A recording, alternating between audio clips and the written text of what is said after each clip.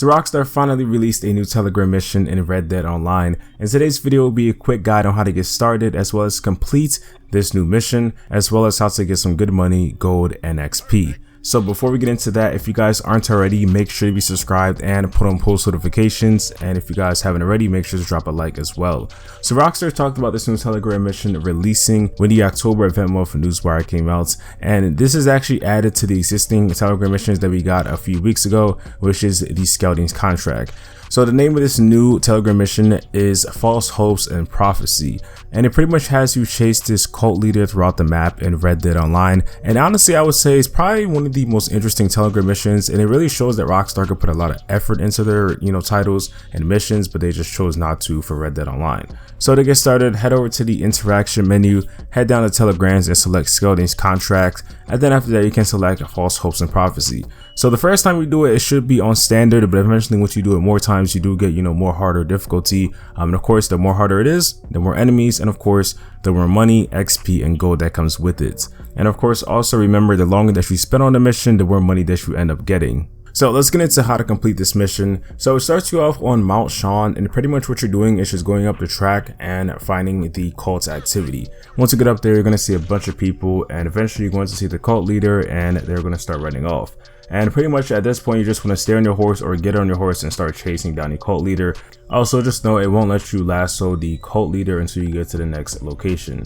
So pretty much after a minute, you're going to arrive at the ritual site, and there's pretty much just going to be a bunch of enemies there. The best tip I gotta say is definitely stand on top of the crates and boxes that are there. The main reason for this is because there's a few enemies that actually have machetes and also some other melee weapons. So if they end up hitting you, you're probably just going to end up dying by one shot. And also it's like sometimes they don't really make that much sound, so you might not even see them. Like it adds like a scary aspect to it, because obviously it's like a Halloween themed kind of mission. But just know if you're not paying attention or you don't see them, they could just creep out of nowhere and just try to stab you. So stay on top of the boxes, take them out. And then there are some other enemies that do have weapons, like repeaters and all that, so just watch out for them, take them out. It shouldn't be too much, it's around like 10 to 15 of them. And then once you take out the last one, it's going to tell you to find the idol, which is going to be this little mask on a stick, and you just go up to it, interact with it, and it's going to tell you to capture the cult leader once again. And you pretty much just follow them until you get to the next ritual site. And for this one, it's pretty much the same thing as the last one, but a little bit different.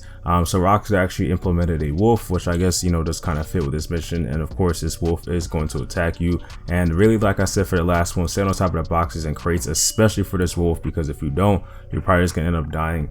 So take out the wolf first, I would say, because obviously it's going to be very, very difficult if this wolf is just chasing you the whole time. So take him out. And then after that, take out the other enemies. Again, it's not too much, it's again like around 10 to 15, and most of them actually have weapons, and not many of them have like the machetes or all that. So it's not too bad. It shouldn't take you too long to take them out, maybe like 2 minutes.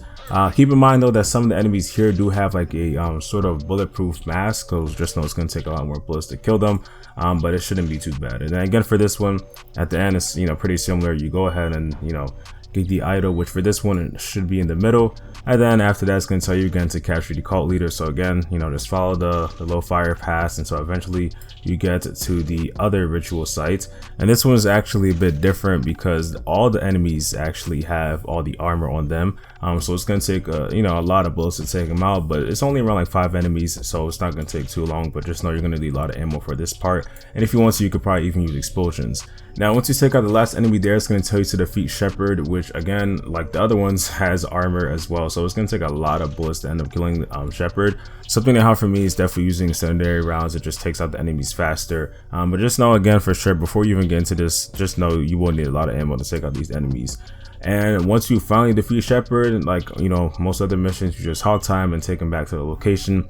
And payout wise, really it's not that bad, especially with the triple money, RP, and gold that we have at this month. So for me, it took around like 15 minutes to do this mission, and I got $78, about 1,000 XP, and 96 gold nuggets, so almost about a bar of gold. But if you want the maximum amount of money, which I feel like most people would, you need to spend 30 minutes on this mission. So what you should do is set a timer as soon as you start the mission, because there's no end game timers for that.